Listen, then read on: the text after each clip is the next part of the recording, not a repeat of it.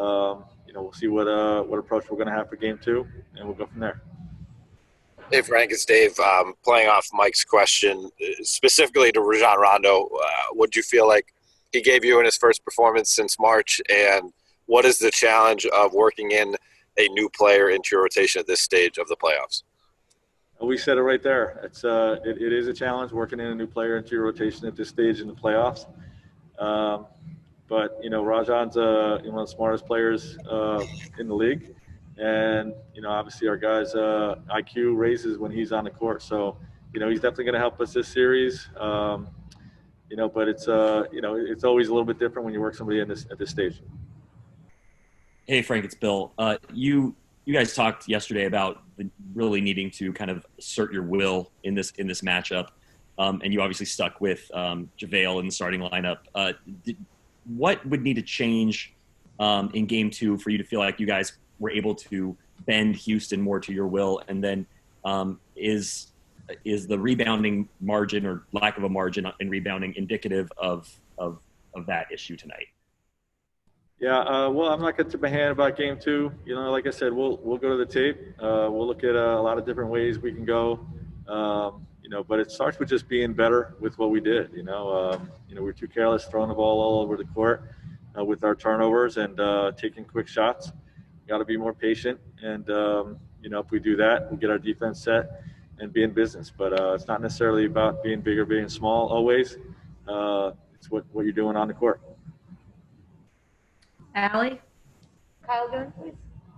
Frank, it seemed like in the half-court game, Houston was very effective at keeping you guys out of the paint, and a lot of their steals seem to come off of entry passes.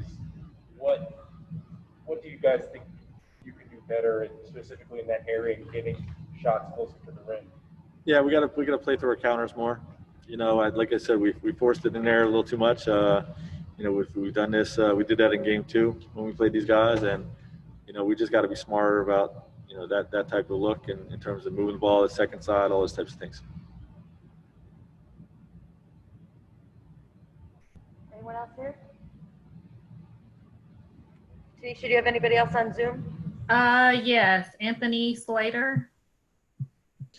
Yeah, Coach. Harden had 11 first-half free throws. How much do you think that the fouling kind of got him going, and where did you see the issues with maybe the way you defended him in the first half? Yeah, we were careless fouling him, and that definitely gets him going. We know this about James, and that's if you're going to beat the Houston Rockets, you got to play him without fouling. Let's see.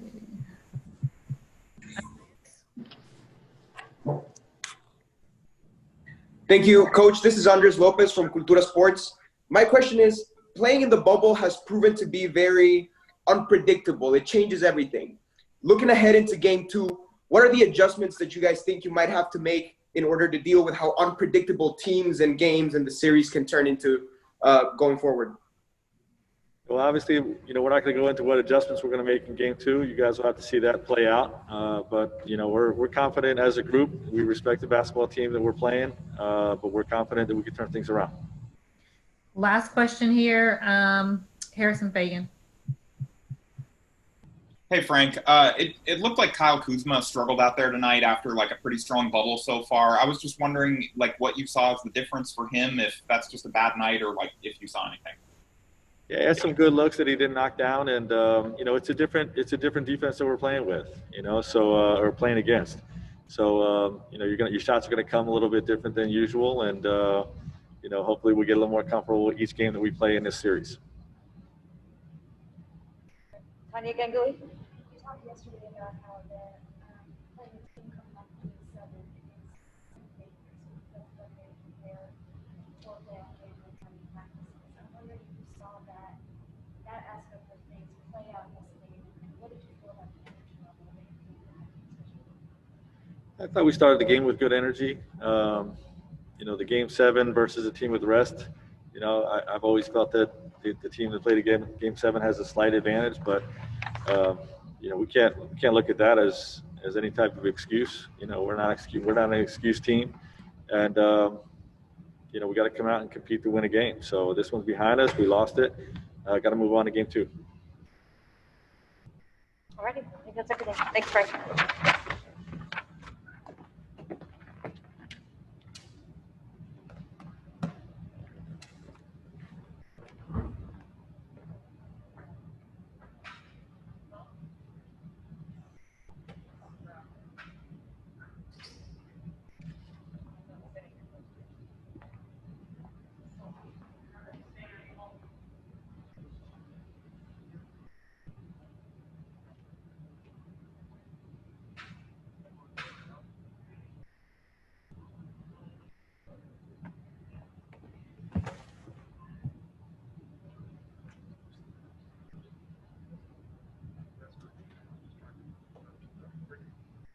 I just didn't want it to run.